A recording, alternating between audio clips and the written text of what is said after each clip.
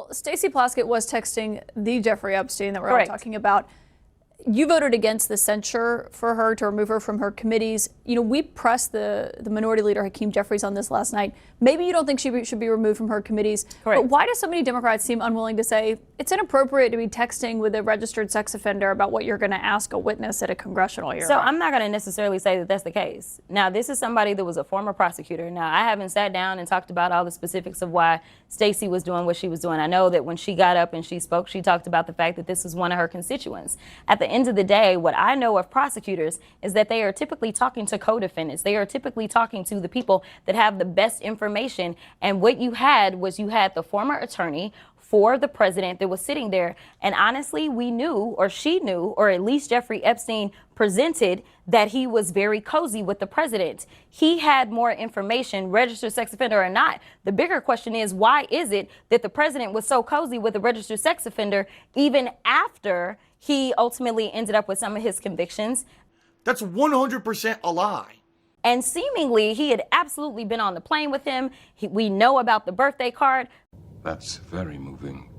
Except for one small problem. It never happened.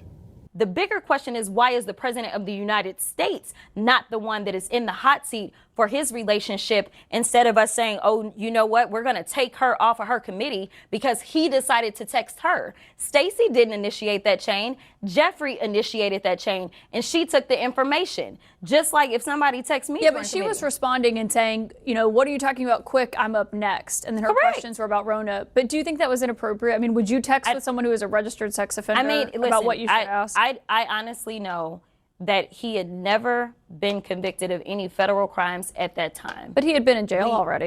He had been got in a jail. plea deal. And my deal is this. The Republicans are constantly texting with a 34-count convicted felon. So if it's okay for them to text him at any point in time, then I'm not going to say that that's right or wrong, especially to the extent that you're talking about kicking someone off their committee. Were they sexting?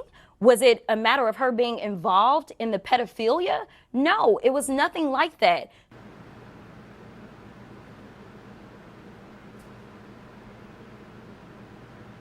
What the fuck did I just watch? I am clearly too sober for this.